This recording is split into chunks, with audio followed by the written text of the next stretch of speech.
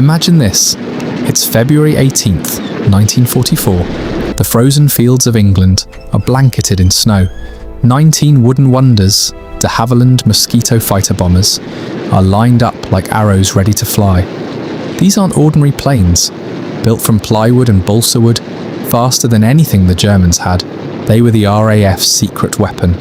And on this bitter morning, they weren't heading out to bomb factories or cities.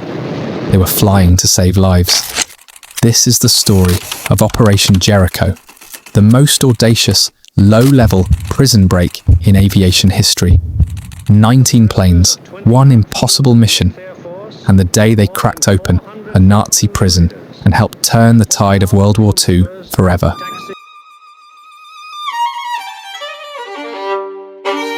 Back up a few months. Northern France occupied by the Nazis. The French resistance is bleeding out. Informers have torn through their networks. Hundreds of patriots, shopkeepers, doctors, housewives, even kids, are locked up in Amiens Prison, just outside the city. The place is a stone fortress, cruciform layout, thick walls, machine gun towers. Inside, 832 prisoners. Politicals crammed 8 to a bunk. 3 British agents, 1 American, and a Belgian spy rotting in solitary. And the worst part, the Gestapo has scheduled mass executions. 26 men and 3 women are slated to face the firing squad, possibly that very week.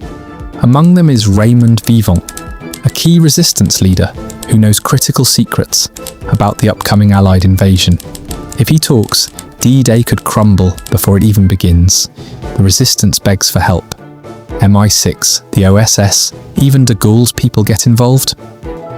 Ground rescue, suicide. The prison is crawling with 80 guards plus reinforcements, so the RAF steps up with a crazy idea. Bomb the prison from the air, but precisely. Blow holes in the walls, smash the guards' barracks, and let the shockwaves pop open the cell doors. Without killing the prisoners they're trying to save. 1 man is chosen to lead it. Group Captain Percy Pickard, 6'4" gentle giant, veteran of over 100 missions. The guy who once landed agents deep in France survived a shoot-down in the Ruhr and loved his sheepdog Ming more than most people. Pickard looks at the plaster model of the prison in the briefing room and says simply, "We're going to save lives today, lads, not take them."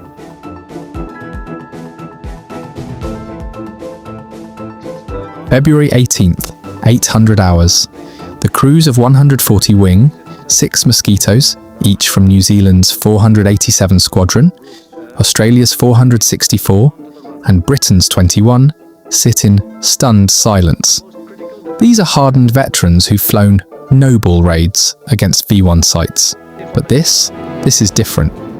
Wing Commander Irving Black Smith of 487 Squadron later said, "After 4 years of war, just doing everything possible to destroy life, here we were going to use our skill to save it." It was a grand feeling. Every pilot left the briefing room prepared to fly into the walls rather than fail. They arm up. 4 500-pound bombs per plane. Delayed fuses, so they skip and explode inside the walls. Typhoon fighters will provide top cover. A lone photo mosquito will film the whole thing for proof. Weather is hell. Snow, low cloud, freezing rain. But they take off anyway. 19 Mosquitoes roar into the murk at 11 a.m. They drop to wave-top height over the channel. Engines screaming. Pilots fighting to stay in formation through the soup. Some get lost. 1 crew has an engine failure and jettisons bombs, but the rest press on. Over France, they hug the ground at 50 feet, dodging poplar trees, church steeples, even farmhouses. German radar barely sees them.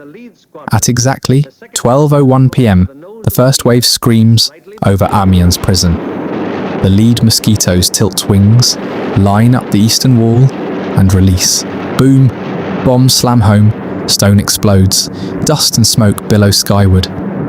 The second wave hits the north wall and guards barracks. Shockwaves rip through the prison like thunder. Cell doors fly open. Prisoners, some still in chains, stare in disbelief as walls crumble. One escaper later said the Germans hit the dirt every time a bomb went off But the prisoners?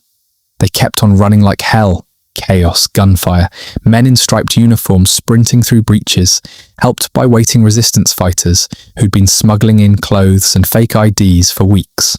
A thief picks locks. A blind man with a white cane slips away. Women hide escapers under skirts. One madam in a bordello finances the whole underground escape network with Nazi money and plants grenades under their cars for good measure. 258 prisoners get out, including dozens of key resistance leaders who would later sabotage German supply lines before D-Day. But it wasn't clean. Not all heroes come home. As the Mosquitoes bank for home, Focke-Wulf 190's pounce. Picard, orbiting low to make sure the job was done, gets jumped. His plane is hit, tail shot off. He and his navigator, John Broadley, crash in flames near St. Gratien. Locals risk their lives to pull his wings and ribbons off the wreck so the Germans can't identify him easily. His sheepdog Ming, back in England, collapses the moment he dies, as if she just knew. 2 mosquitoes lost, 2 typhoons gone. A handful of brave airmen killed or captured. Inside the prison, 102 inmates died in the blasts or crossfire. Heartbreaking. But 258 lived. And the Gestapo's grip on northern France was shattered. The Germans called it a crime. The French resistance called it a miracle. Raymond Vivant survived and kept his secrets. Intelligence flowed again. Sabotage ramped up. The raid bought precious time, just weeks before Normandy. Historians still debate if it was necessary, but the prisoners who walked free, they knew. Their families knew. The men and women who rebuilt the resistance knew. 19 planes, one freezing afternoon. A raid so precise it was filmed frame by frame, like a Hollywood movie. And in the grand sweep of World War II, where millions fought and died, this one mission reminded the world what courage really looks like. Not just destroying the enemy, but risking everything to save your friends. That night, and every night after, the tide of the war shifted just a little more toward freedom. In a war that devoured millions, this was one raid that chose to save lives instead of just taking them. 19 planes, one impossible mission. A single afternoon that proved courage isn't only found in destruction, but in the desperate, defiant act of giving people back their freedom. That day, the tide didn't just shift, it remembered what it was fighting for.